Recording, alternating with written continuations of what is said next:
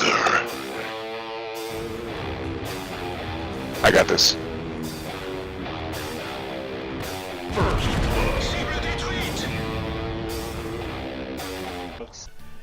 Hey folks, this is ioEther, and we're back with some more World of Tanks. So as you can see, this is Max Pano in the VK 4503.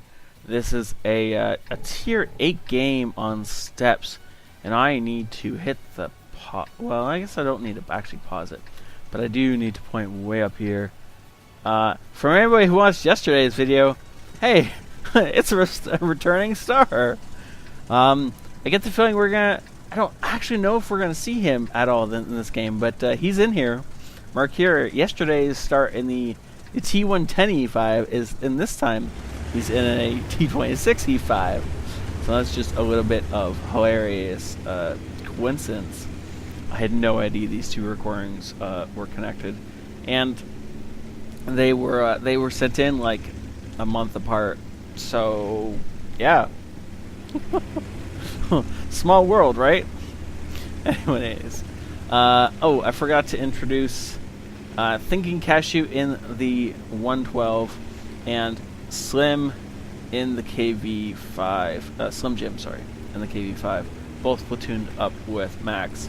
And these guys are all gonna, well, see about what they can do about carrying this game. As we lose our KV2 to an E25 attack. Is Ash on the other team too? No, thankfully no. I'm saying that because I was just talking to Ashen about his E25 gameplay that he sent in a while ago. And if you have not seen that, you really do need to go and watch that. It is up on the channel. I don't remember where, but I'll try and remember to put a link in the description to that video. Now that I've referenced it. Okay, so we managed to bounce a shot off where? I was thinking that went off the gun mantle, but no, it went off the cheek. It was just such a horribly angled shot, well, by the enemy that, in fact, it just bounced off us. E44 is in a really aggressive position. Yes, he can side scrape, but that's not a position that you can side scrape from. So that's going to, he's just going to get shot more than he's going to do anything real as far as side scraping goes. Oops, taking first bit of damage. We haven't actually dealt anything yet. Thinking is up there doing what he can, and look at that, Slim has taken apart an OI on the other side of the map, or somewhere. Sniping in, getting some damage in on this poor ARL, who can't really do anything to defend himself against this. Thinking though is all by himself now that the E44 has died, and Max is pretty far back here as far as defending him goes.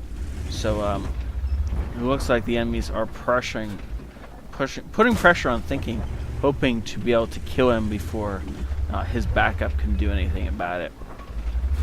But it doesn't really look like it's going to go in that direction. Thinking is doing a good job at, what is he doing? He's side scraping in the little tiny crevice that he is in. I didn't know you could side scrape in there, but apparently the enemies are just letting him. Just the same as, oh look, we know that guy. He's way on the other side of the map, but we know him.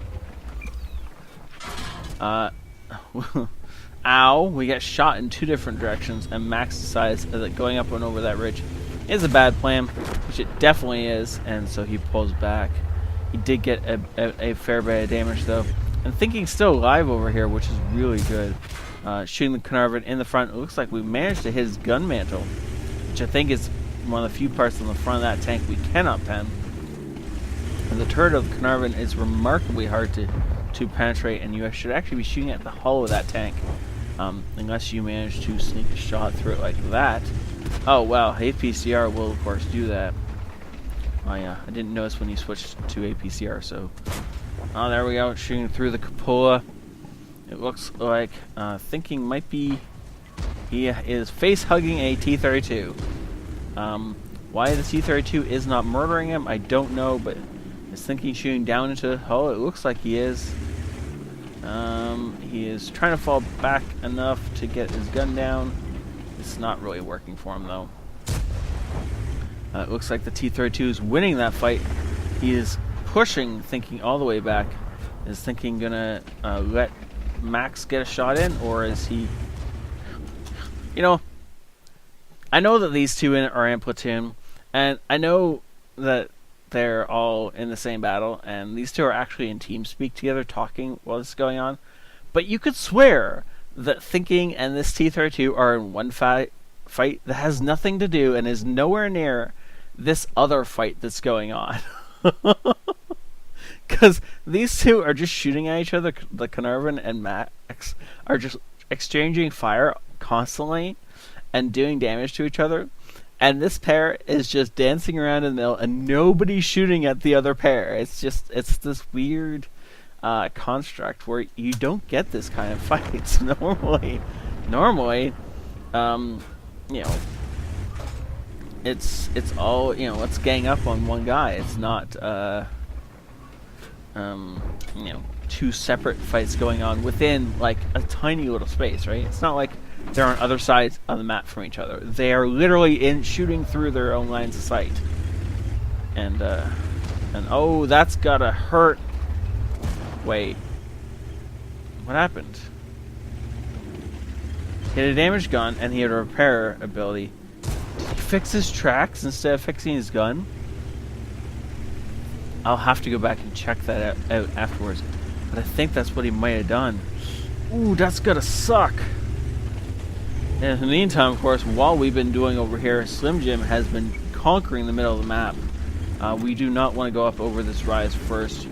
We're going to let Thinking take the first shell, because he can live through the first shell. And dead. Centurion 1. Centurion was in a bad spot and refused to give it up, though he did do a ton of damage to Thinking over there. Looks like our hero from yesterday is still alive. Actually, these two are looking like they're probably the most dangerous things on the enemy team right now. And as I say that, one of them takes out Slim. Though, the Ferdinand takes out X-Squid. So, now, we just have to worry about... Well, there's an E25 on mostly full out. That thing is deadly. Especially in this matchup. If you cannot see that thing, it can take us out in a few shots, which will only take a couple of seconds to get done.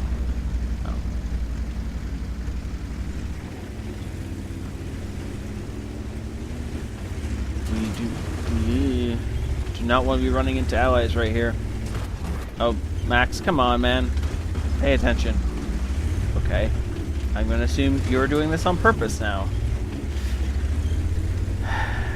Max gets frustrated. He tends to do silly things. Don't be like Max sometimes. Ooh, nice. Can we get this shot? Yeah. And poor Mercure. Again, he's the hero of yesterday's game. And it looks like he's about to die. Ooh. Does he get out of this? Nope. I'm betting that Mace finishes him off right here and ends the threat on the enemy team. Good shot. I find that very interesting that the hero of today's video kills the hero of yesterday's video. And again, I had no idea that he was even in this thing when I decided to record these two back to back like this. This is just brilliant. We really need to get closer, A, because of the fact that we have a broken gun, and B, because of the fact that it looks like the rest of this battle is going to happen on the other side of this ridge, and we're just not going to get shots from back here. Now, it should be known that Thinking is on 22 health over there. If that guy gets, like, grazed by anything, he's dead. If the E25 sneezes on him, he's going to die. So you all got to be really careful. E25 gets behind the Ferdinand and is going to start pumping it full of lead. Unfortunately for the E25, there's some bad things coming up on it. And yeah, just ram him, take his tracks out, stick him into death. Well, I was actually thinking that we were going to pop him up in the air and then shoot him ourselves, but ooh, that was shot though. But we pop him up in the air and the Ferdinand takes the shot. Oh, not able to get that shot in.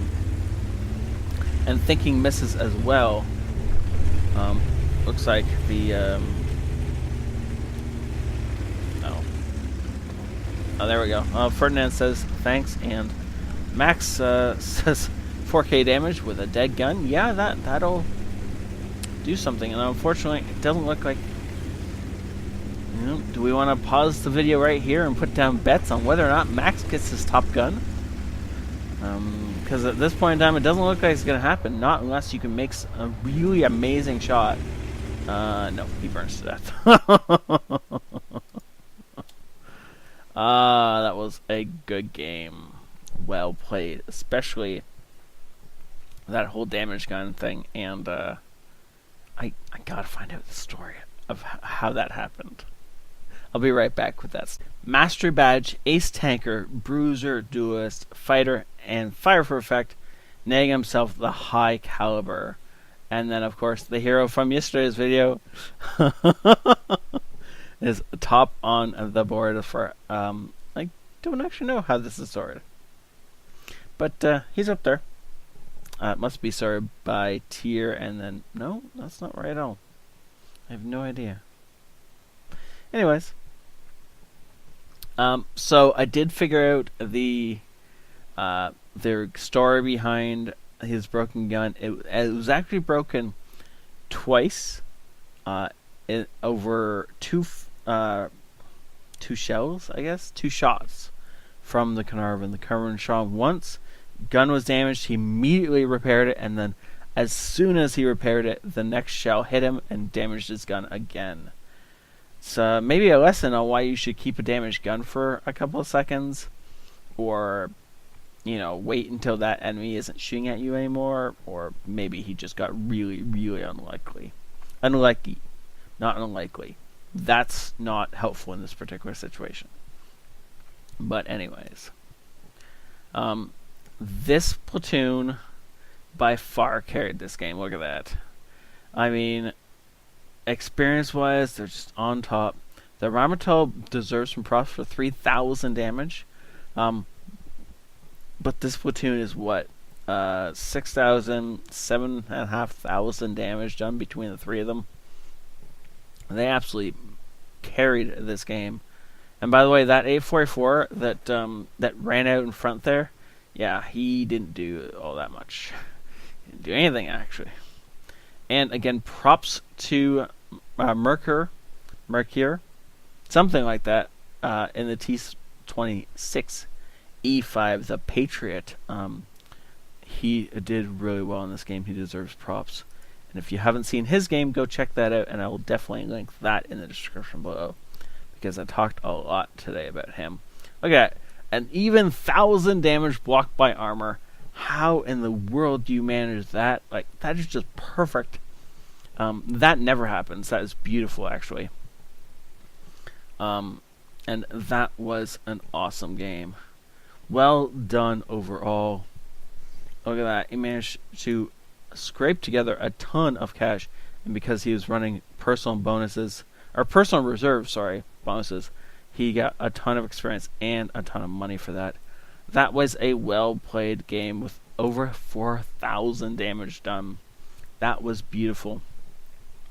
Though that duel with the Centurion while thinking in the T-32 fought underneath their shots was hilarious to watch. Thank you all for watching. Don't forget, hit the like button if you enjoyed this. Share with all your friends, especially if you're one of the many stars in today's video.